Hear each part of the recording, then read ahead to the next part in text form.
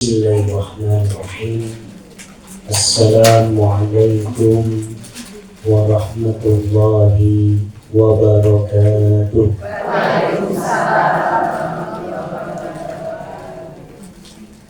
Alhamdulillah, wassalatu wassalamu ala rasulillah wa ala alihi wa ashabihi wa mawala. وقد قال الله تعالى في كتابه الكريم: أعوذ بالله من الشيطان الرجيم، يا أيها الذين آمنوا اتقوا الله حق تقاته ولا تموتن إلا وأنتم مسلمون. وقال رسول الله صلى الله عليه وسلم: ittaqillaha haitsuma kunta wa atbi'is sayyi'atal hasanata tamhuha wa khaliqin nasa bi khuluqin hasanin. Wa qala aidan: man kana akhir kalamihi la ilaha illallah dakhala jannah. فإن أصدق الحديث كتاب الله وخير الهدي هدي محمد صلى الله عليه وسلم وشر الأمور محدثاتها فإن كل محدثة بدعة وكل بدعة ضلالة وكل ضلالة في النار. معاشر المسلمات وزمرة المؤمنات, arsyadakumullah. Alhamdulillah, sehat semua. Alhamdulillah. Semuanya bahagia hari ini. Kebahagiaan kita karena keimanan kita, karena keislaman kita, dan karena saat ini kita berada dalam majelis ilmu, majelis yang hafathumul malaikah, dinaungi oleh sayap-sayap malaikat, wa ghasyiyat alaihimur rahmah, turun pada kita semua rahmat dari Allah Subhanahu wa ta'ala, wa dzakarallahu fiman indah. Apa-apa yang kita lakukan, berkumpul, tawasaw bil haqqi wa tawasaw bis sabr, tadi diawali dengan tadarus membaca Al-Quran, kemudian kita lanjutkan dengan thalabul ilmi. Apa yang kita lakukan ini insya Allah diridhai oleh Allah Subhanahu wa ta'ala, bahkan dibanggakan di hadapan para malaikatnya. Ibu-ibu, sebagai perempuan senang apa mboten menawi dilem? Kalau dipuji, wah jilbabmu kok apik men sing tuku ngendi? Wah lambimu kok anyar, regane piro? Pasti tersipu-sipu. Apalagi kalau yang muji suami, ya, dipuji suami, mah kamu kok awet muda sih, pasti sudah melayang-layang. Dibanggakan sama suami, betapa bahagianya. Dibanggakan sama anak-anak sebagai ibu yang teladan, sebagai ibu yang dicintai dan dirindui, dan tiada duanya, pasti kita senang. Dibanggakan se-RT, se-RW saja sudah bangganya minta ampun, ya, apalagi kalau sesuluh. Nah, apa yang kita lakukan ini dibanggakan oleh Allah, dibanggakan oleh Allah, dibanggakan oleh Allah Subhanahu wa ta'ala di hadapan malaikatnya. Malaikat itu jumlahnya jauh lebih banyak daripada manusia. Bahkan dalam surah As-Saffat, ya, yang artinya As-Saffat itu adalah barisan-barisan, maksudnya adalah barisan para malaikat. Di langit sana tidak ada satu spes pun, tidak ada 1 meter pun, bahkan mungkin 1 sentimeter, 1 milimeter pun yang tidak diisi oleh malaikat. Jadi langit itu penuh dengan malaikat. Mereka berbaris, mereka bersaf-saf, maka dikatakan sebagai as-saffat. Betapa banyaknya mereka, dan betapa bahagia hati kita, mulia diri kita ketika kita dibanggakan oleh Allah Subhanahu wa Ta'ala di hadapan malaikatnya yang begitu banyak. Orang tadi kita dibanggakan sama suami dan anak-anak kita saja sudah bahagia. Dibanggakan di hadapan warga RT RW saja sudah mekrok. Dibanggakan se-Solo Raya saja sudah GR. Ya.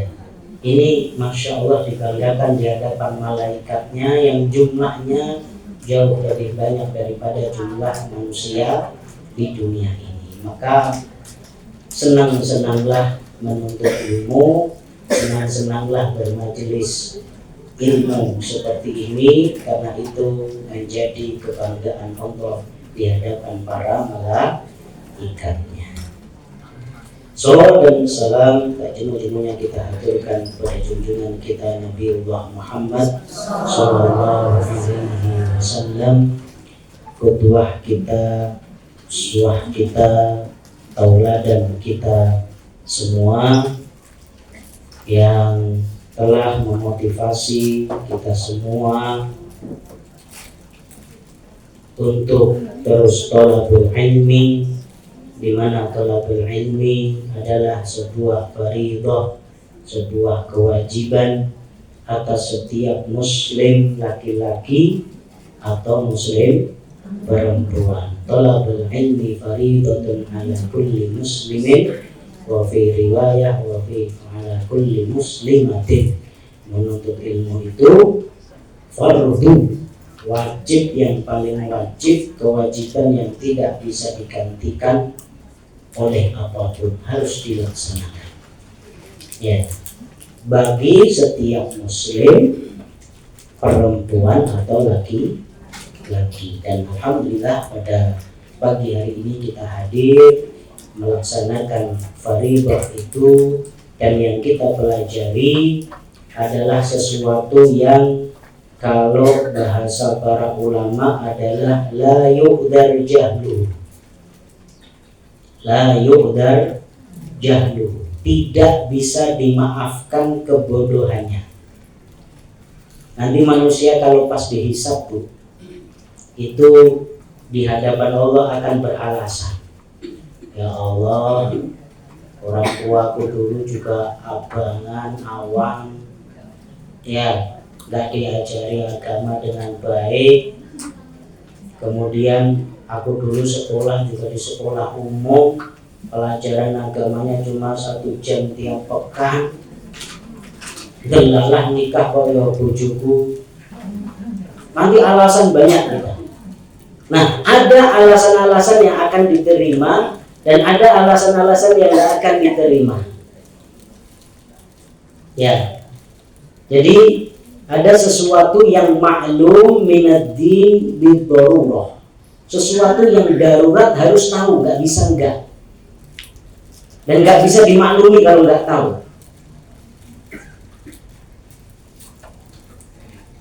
Yang dinamakan nama lainnya la yu'dar jahlu, nggak bisa dimaafkan ketidaktahuannya. Salah satunya adalah masalah-masalah mendasar, masalah-masalah tauhid, masalah-masalah akidah, terutama bagian-bagian yang usul, yang pokok dari itu semua. Dan itu yang akan kita pelajari insya Allah dalam kitab tauhid. Dan ibu-ibu kalau mau menyimak, ya sudah banyak di share di internet filenya, baik dalam bahasa Arab ataupun bahasa Indonesia.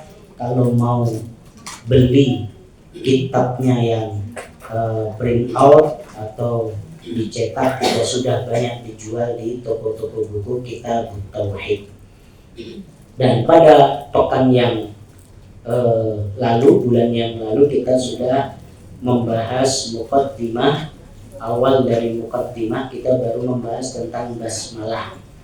Bagaimana al-muallif penyusun kitab ini memulai dengan bismillah, dan sudah kita jelaskan betapa pentingnya bismillah. Ya, kalau bahasa orang tua kita dulu apa, Bu? Bismillah. Ya. Nah, orang tua dulu masih dimaklumi. Roto pelo nekon ngomong bahasa Arab. Kalau sekarang kita udah nggak bisa dimaklumi lagi, harus fasih. Ya, harus jelas. Nah, jangan sampai kalah mereka orang tua kita, meskipun roto pelo baca kalimat-kalimat thayyibah tapi istiqomah dan dimaknai betul, bahkan menjadi refleks. Nah, kita harus, selain harus fasih, setidaknya kita bisa seperti mereka istiqomah dan menjadi refleks setiap mau melakukan sesuatu baca bismillah. Niki sing pun telah seneke walaupun mau basmalah dereng. Yang sudah terlanjur minum, sebelum minum sudah baca basmalah atau belum? Nah, itu perlu dibiasakan. Ya. Lalu bagaimana Ustadz kalau terlewat kelupaan? Nah, ada solusi dari Rasulullah SAW. Ya, belalah pas poso, wis meleh tenang. Ya, begitu mancing beduk langsung disantap lali moco basmalah. Di tengah makan baru sadar. Apa bacanya? Bismillahi awwaluhu wa akhiruhu. Ya, dengan menyebut nama Allah pada awalnya dan akhirnya. Masih ada solusi. Ya. Tapi kalau lupa itu ya jangan sering-sering. Ya. Jangan sering-sering. Nanti kalau tiap makan bacanya Bismillahi awwaluhu wa akhiruhu, ya orang benar. Nah, ini menjadi refleks bagi kita setiap melakukan apapun, baca bismillah. Ya, seperti yang kemarin saya sampaikan, ketika kita dulu di Madinah, interaksi dengan Ahlul Madinah, terutama kalangan yang sepuh-sepuh itu, masya Allah, mereka bangkit dari duduk aja bacanya bismillah. Nanti mau duduk bismillah, pakai sandal bismillah. Jadi mau ngapa-ngapain bismillah. Luar biasa. Itu kalau bisa menjadi refleks, maka insya Allah kita akan mendapatkan fadilahnya, keutamaannya sebagaimana kemarin yang sudah kita jelaskan. Ma'asyiral muslimat wa zumratal mu'minat arsyadakumullah. Berikutnya penyusun kitab tauhid setelah mengucapkan Bismillahirrahmanirrahim, kemudian melanjutkan dengan Alhamdulillah wa sallallahu ala Muhammad wa ala alihi wasallam. Alhamdulillah wa sallallahu ala Muhammad wa ala alihi wasallam.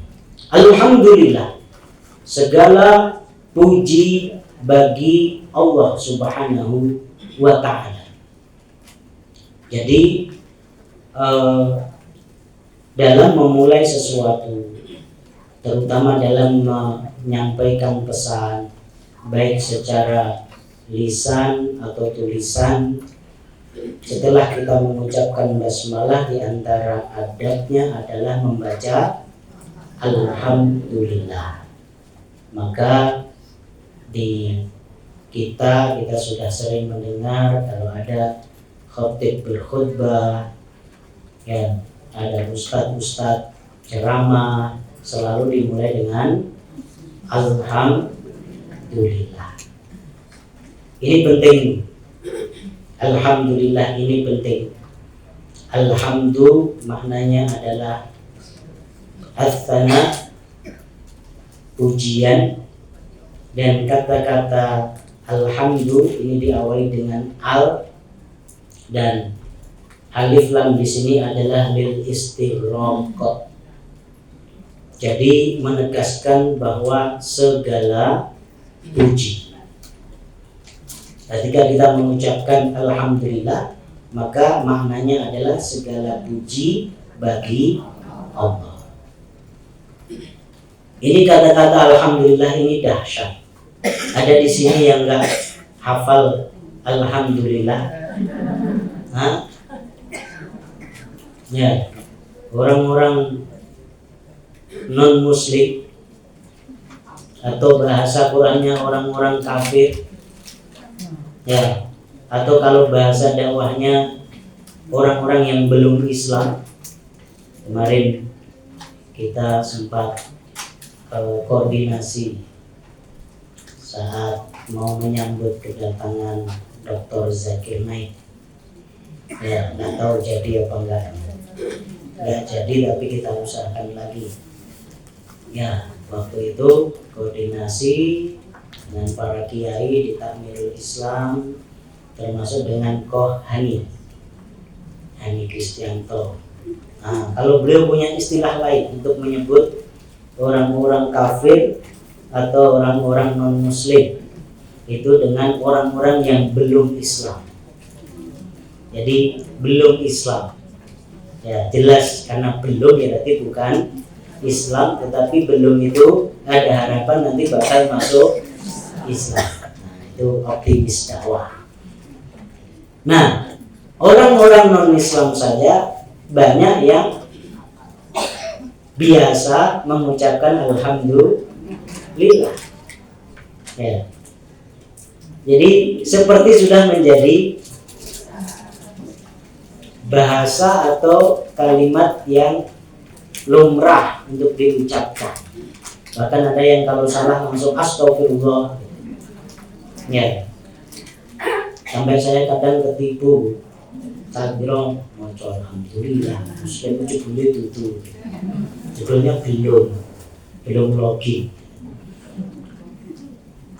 Nah, sebenarnya apa alhamdulillah? Kalau maknanya kita sudah tahu, segala puji hanya milik Allah.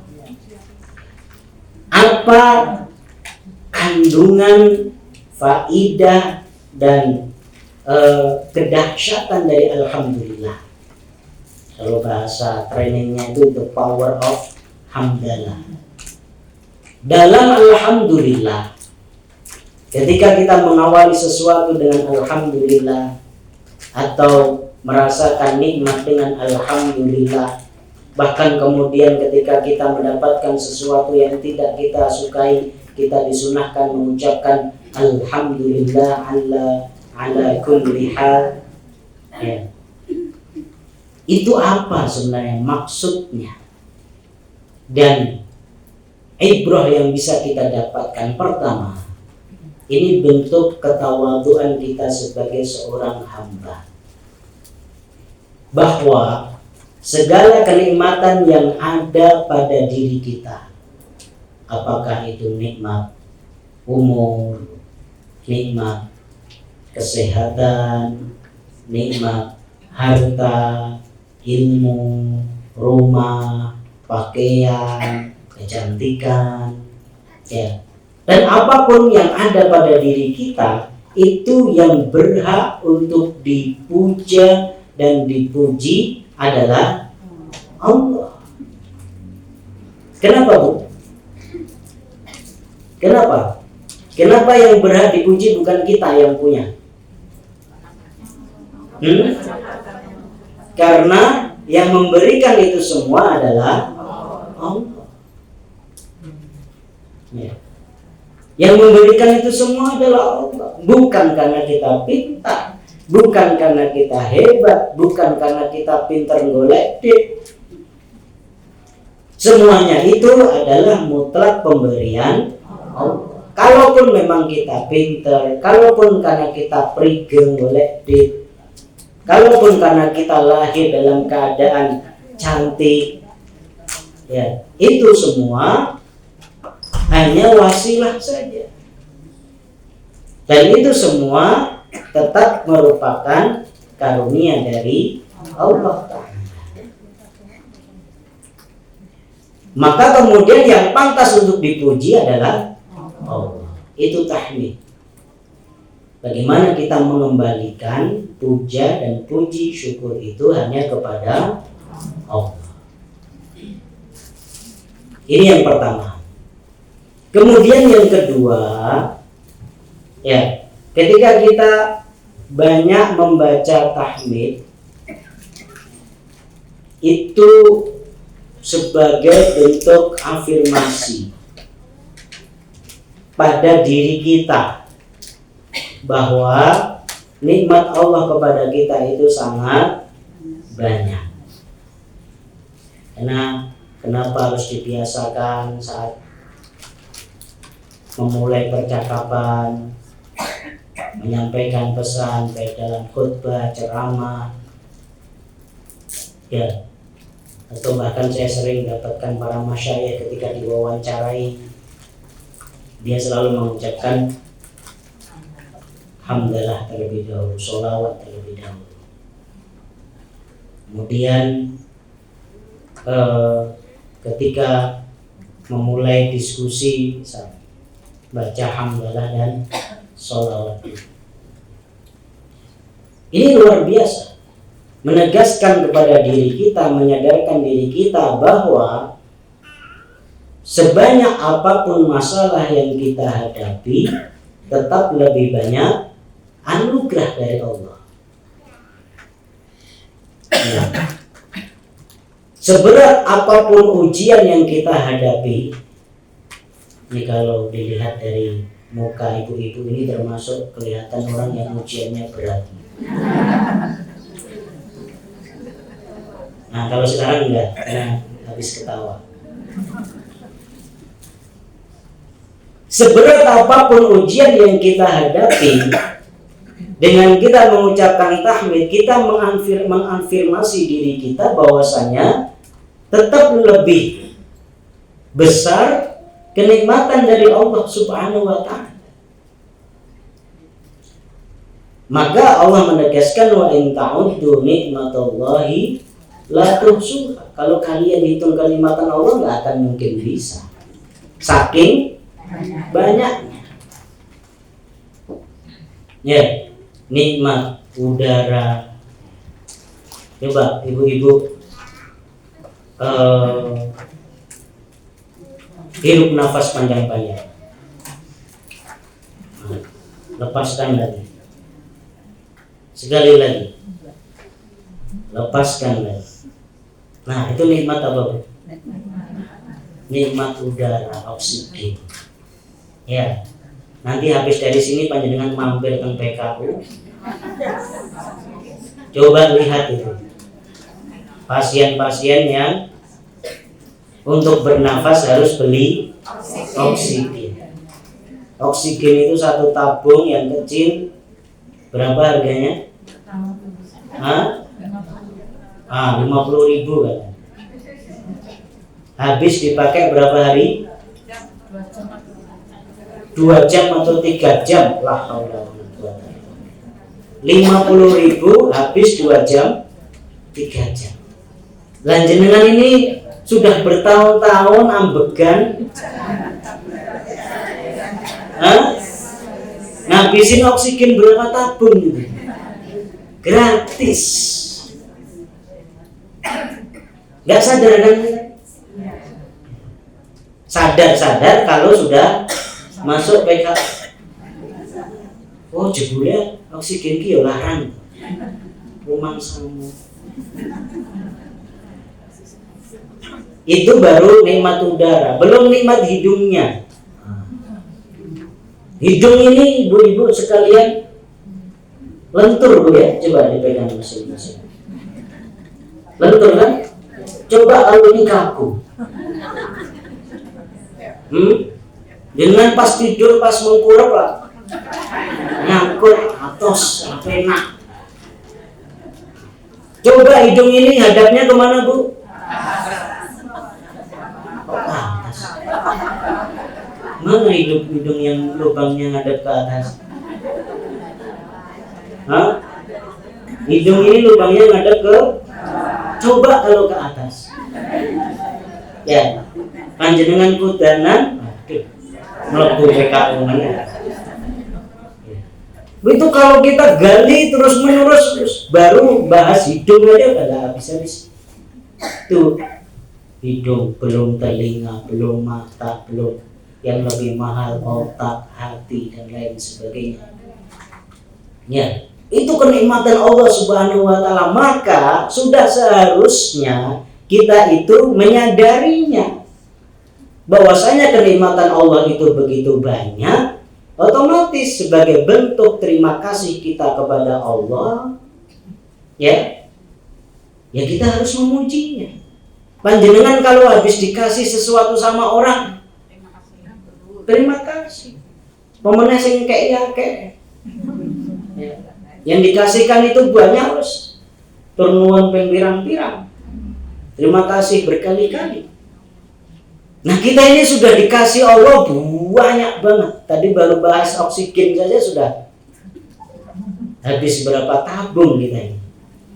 Ya, maka tahmid itu harus menjadi habit, harus menjadi apa? Kebiasaan.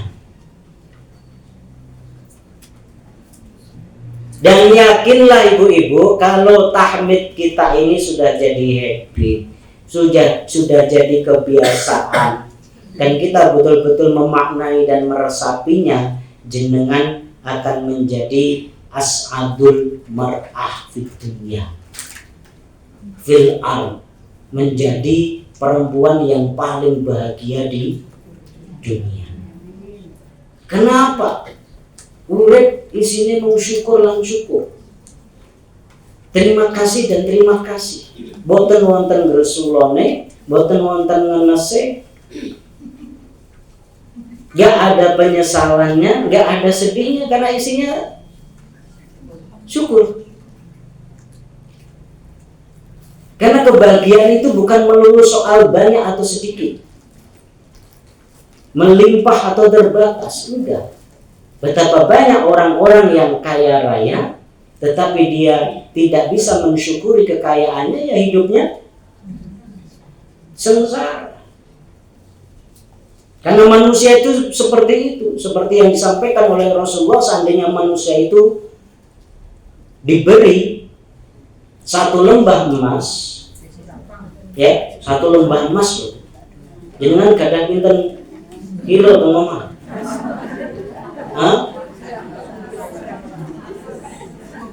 Paling boten 50 lah ya. Dan itu mas bojone jenengan.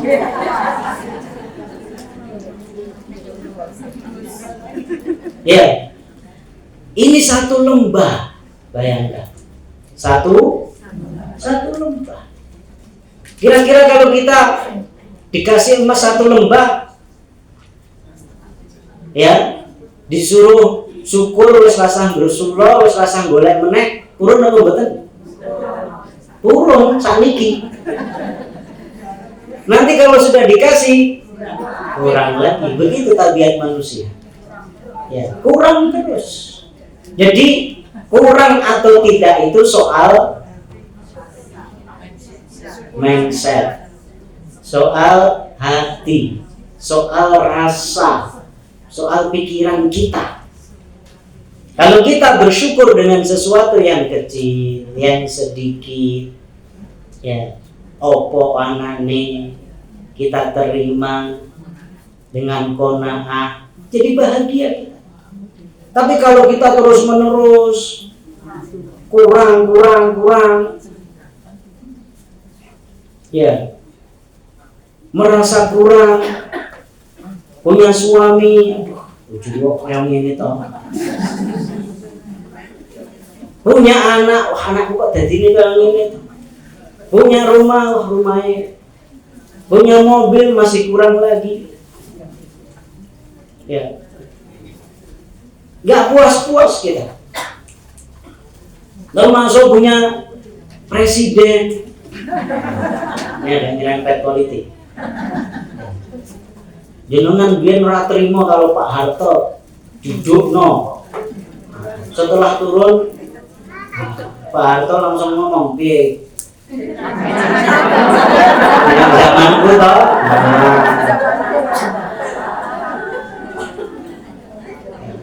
Dulu kita nggak bersyukur. Punya Presiden Habibie didokne meneh. Diturunkan lagi. Akhirnya ya. Nah, maka ini kalau kita nggak bersyukur, tapi bersyukur itu beda dengan kewajiban amar ma'ruf nahi munkar ya. Kalau salah ya harus diingatkan. Ya, tapi bukan karena kita tidak syukur. Karena kalau tidak syukur ya nanti ketemu lagi. Jenengan misalnya nggak syukur punya suami, jenengan ijolne dan pasar. Ya, kalian nggak suka misalnya bojo iki mambune ra jamak, penatus wegah, penanggore sonara gelem, komproe ra jamak wis dijolne. Nah, nanti dapat suami yang Masya Allah harum luar biasa, tapi kan duit-duit.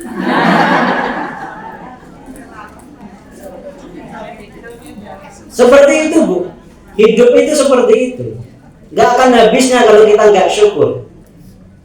Ya, maka tahmid ini luar biasa. Kalau jadi habit, jadi kebiasaan kita manai, yakin kita akan menjadi orang yang paling bahagia di dunia. Jadi orang bahagia itu bukan yang paling kaya, bukan yang paling pinter, bukan yang paling terpandang, punya jabatan yang paling tinggi. Orang yang bahagia itu orang yang bersyukur dengan apapun yang Allah berikan kepada kita. Maka tahmid ini menjadi peringatan bagi kita untuk senantiasa bersyukur atas nikmat Allah Subhanahu wa ta'ala. Kemudian setelah bertahmid, muallif mengucapkan sholawat dengan sallallahu ala Muhammad wa ala alihi wasallam. Para ulama berbeda pendapat tentang makna sholawat. Ketika kita bersolawat kepada Rasulullah, sebenarnya maksudnya apa? Ketika kita mengucapkan sallallahu ala Muhammad, ya, itu maksudnya apa? Ada yang tahu? Sholawat niku artinya napa? Jadi kalau kita bersolawat kepada Rasulullah, jadi ini ngopo? Hah? Mendoakan Rasulullah. Terus apa lagi? Ujian. Terus apa lagi? Hah? Napa Bu? Hah? Apa? Itu manfaatnya. Nah, tapi isinya atau maknanya sholawat itu apa? Ya, kalau secara bahasa sholawat itu jamak dari sholat, artinya adalah doa. Ya, seperti apa yang dijelaskan oleh para ulama, diantaranya adalah wa sallallahu ala Muhammad wa ala alihi wasallam as-sahhu ma qila fi makna salatullah fi makna salatillahi ala abdihi ma dzakarahu al-Bukhari rahimahullah ta'ala an Abi al-Aliyah qala salatullahi ala abdihi thana'uhu alaihi indal malaika wa qad yuradu biha ad-du'a. Ya. Ini tambahan dari muallif Syekh Muhammad, bahwasanya maksudnya adalah doa. Kama fil musnad an Ali marfu'an al malaikatu tusalli ala ahadikum madama fi musalla, bahwasanya malaikat itu bersolawat kepada kalian selama kalian tetap berada di tempat sholat kalian, mengucapkan Allahumma gfir lahu, Allahumma arhamhu. Artinya apa sholawat itu? Berarti mendoakan. Ini makna yang pertama sebagaimana kita paham. Adapun kalau dalam riwayat Imam Bukhari tadi, sholatullahi ala abdihi thana'uhu alaihi indal malaika, bahwasanya ketika Allah bersolawat, mengucapkan sholat atau sholatnya Allah kepada seorang hamba, kemudian kita berdoa agar Allah sholat atas seorang hamba tersebut dengan mengucapkan sallallahu ala Muhammad, maknanya adalah thana'uhu alaihi indal malaika.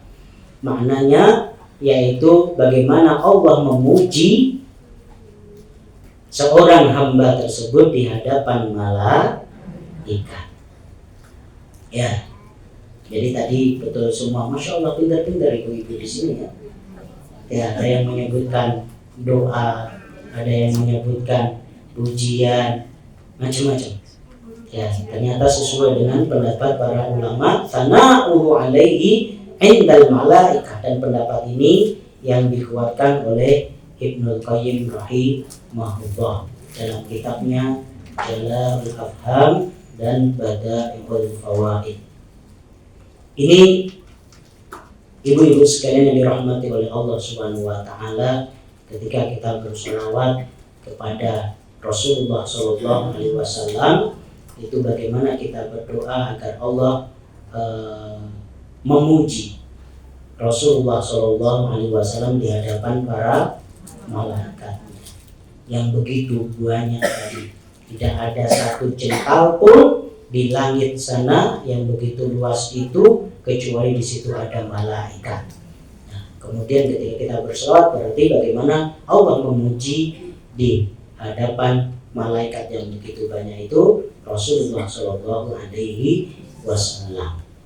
Kemudian juga makna yang lain adalah doa, mendoakan, ya, apakah itu doa-doa umum atau doa-doa khusus, pokoknya doa-doa kebaikan untuk Rasulullah Shallallahu Alaihi Wasallam. Maka kenapa sholat itu dinamakan sholat? Karena sholat itu isinya adalah doa, ya, isinya adalah doa. Ketika kita berdiri, di situ kita berdoa, baca Al-Fatihah saja kita berdoa isinya. Rukuk berdoa lagi, bangkit dari rukuk tidak berdoa lagi, sujud berdoa lagi, kemudian duduk berdoa lagi, dan seterusnya sampai salam, itu semua isinya doa. Maka dikatakan sebagai sholat, jamaknya adalah sholawat. Wa ala alihi wasallam. Jadi sholawat itu bukan hanya kepada Rasulullah, tetapi juga kepada alihi wasallam, ya, dan juga bagaimana kita mengucapkan bukan hanya doa tetapi juga keselamatan. Nah, apa makna alihi wa ala alihi?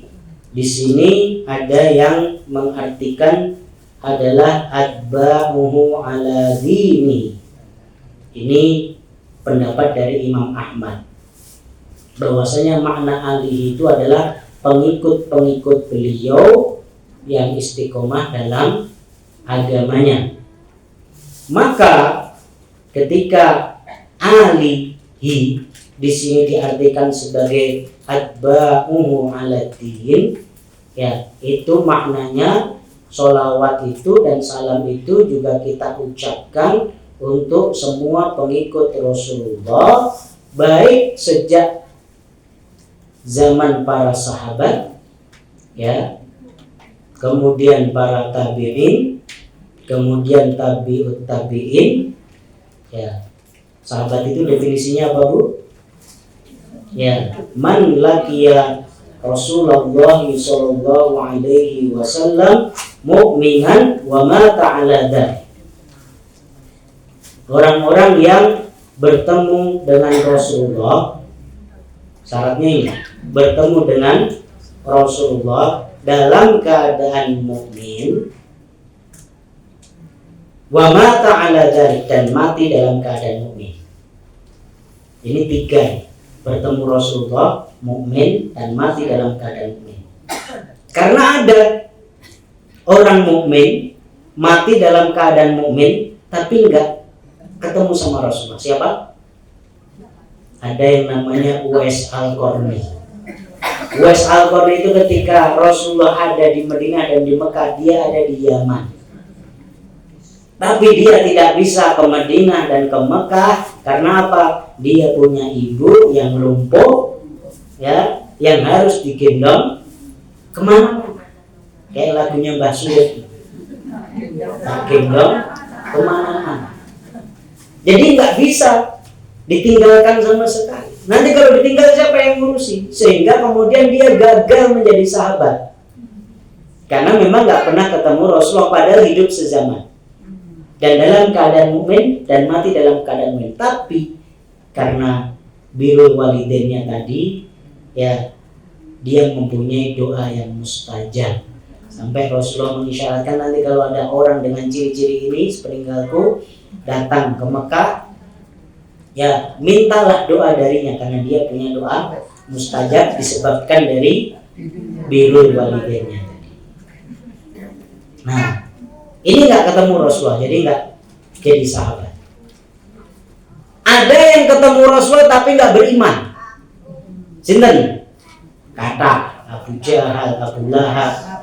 Ya, dia ketemu Rasulullah, bahkan sebagiannya berkerabat dengan Rasulullah, tapi nggak mukmin, maka nggak masuk dalam kategori sahabat. Ada yang ketemu Rasulullah, mukmin, tetapi nggak bisa mata ala dzalik, nggak bisa mati dalam keadaan mukmin.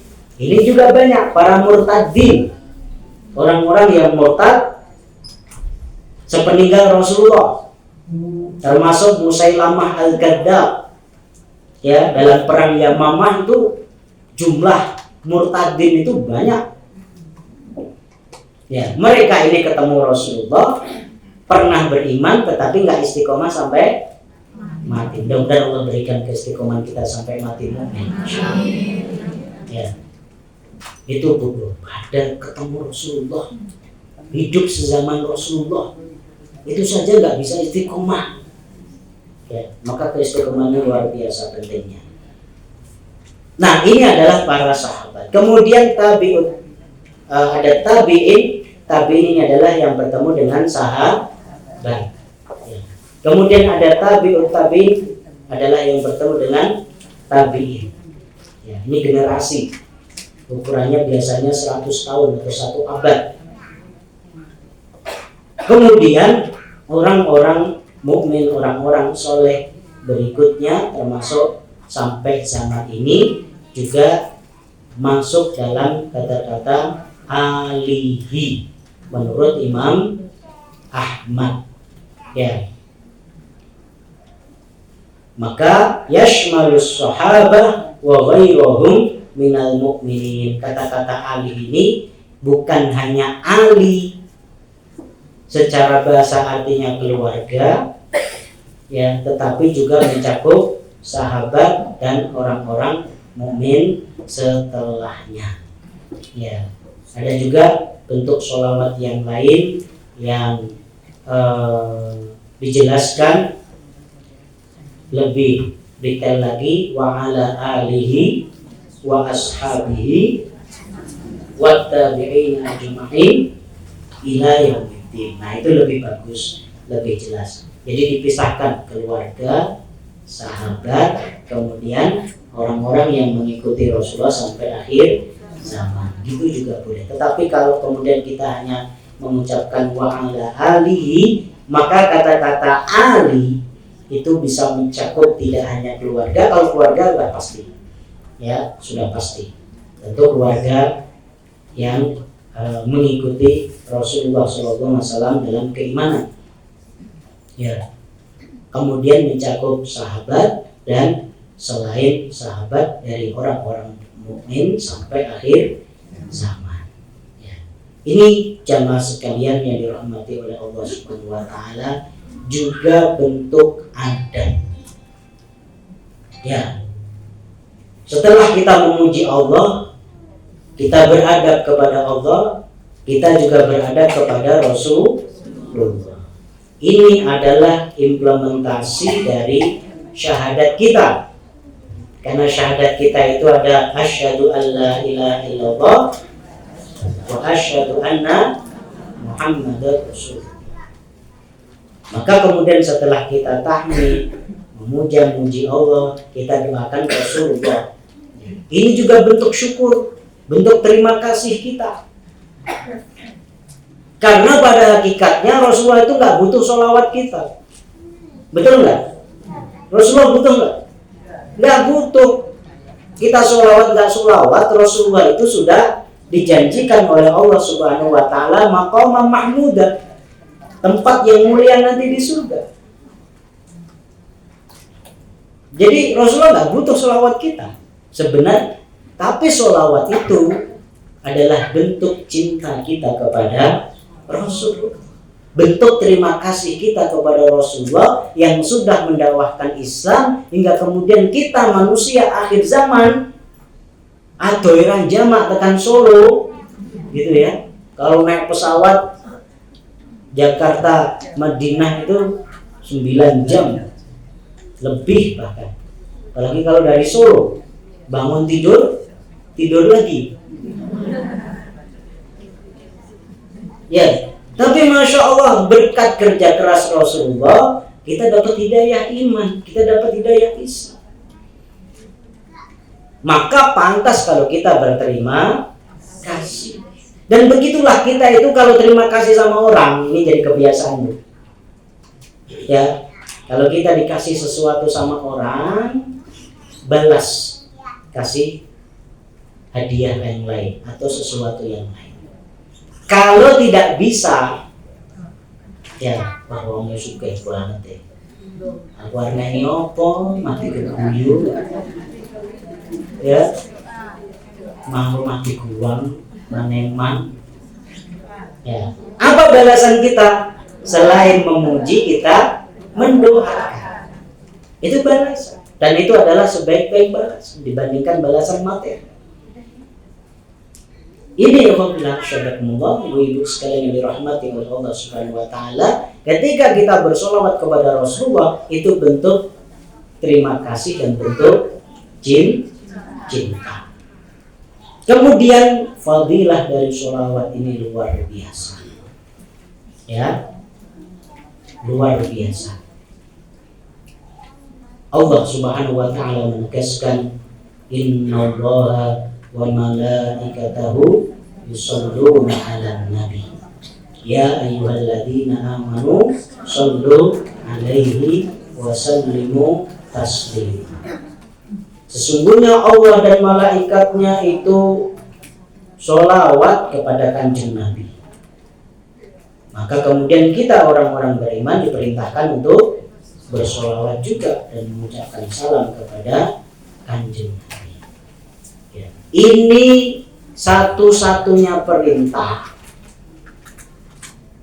yang berkaitan dengan ibadah mahdhah yang Allah mencontohkan terlebih dahulu. Saya mau tanya, ketika Allah perintahkan kita sholat 5 waktu, Allah sholat juga nggak? Sholat karo sopo. Ketika Allah perintahkan kita puasa Ramadan, Allah puasa juga nggak? Tapi ketika Allah Subhanahu wa taala memerintahkan kepada kita sholawat kepada Rasulullah, Allah dan malaikatnya sudah melakukannya terlebih dahulu.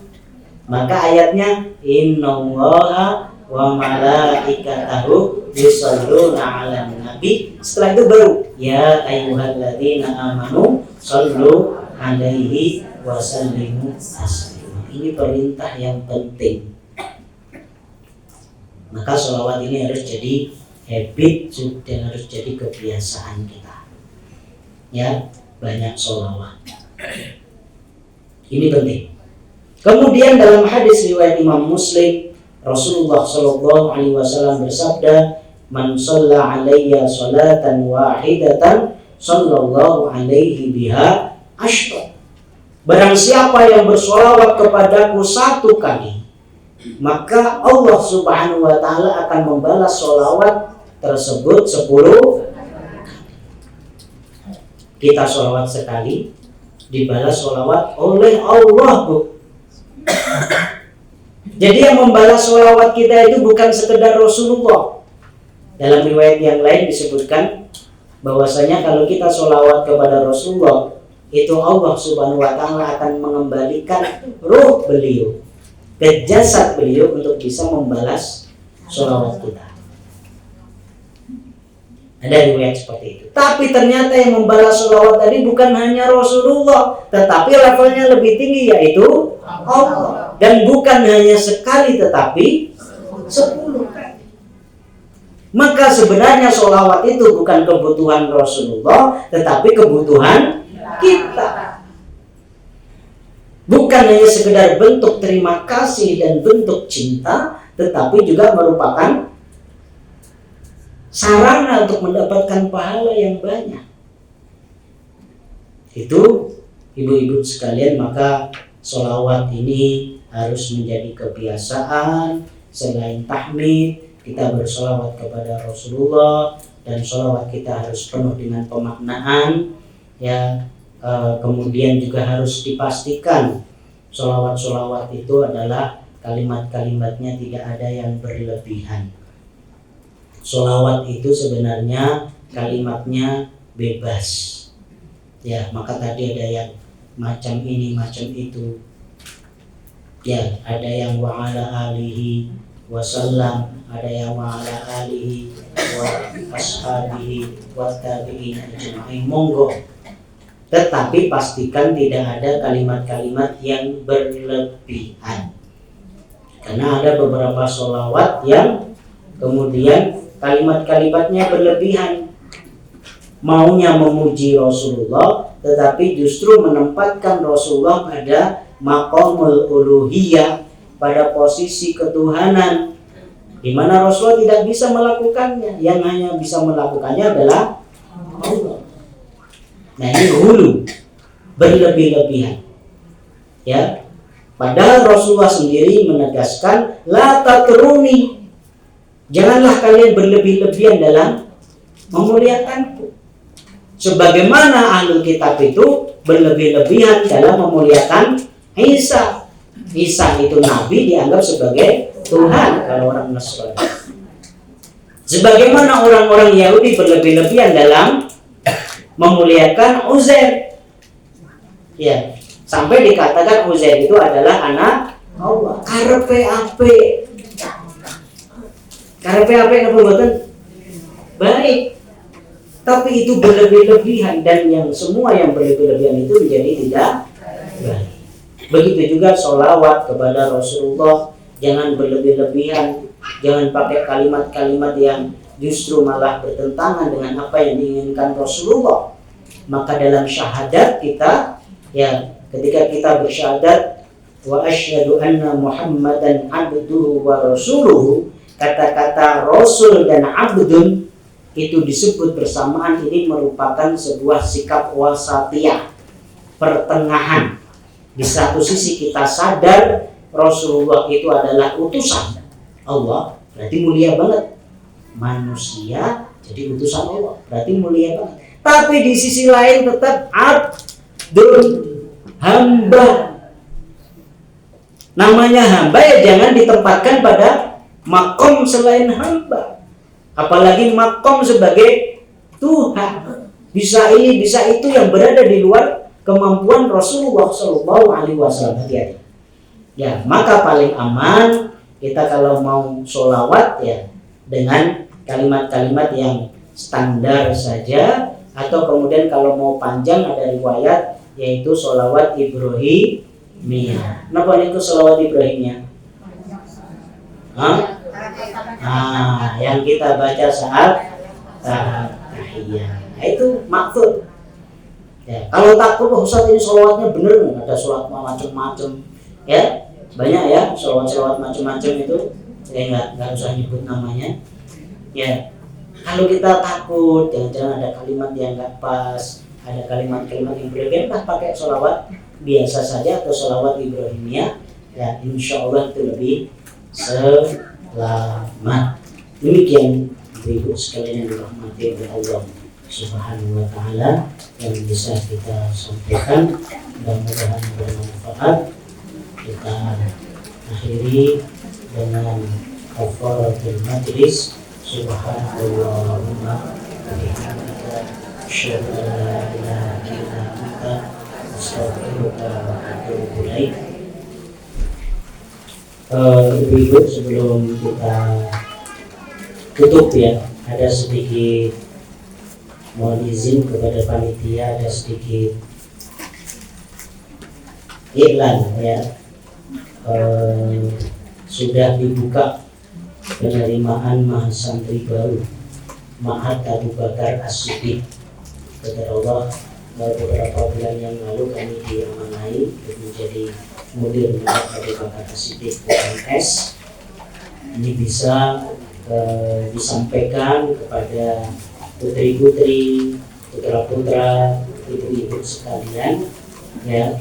Ada selain yang reguler, kalau reguler itu 4 semester atau D2, kurikulumnya standar Libya, pengajarnya banyak lulusan Timur Tengah, termasuk mungkin yang rutin isi di sini juga ya, Ustazah Ainulillah.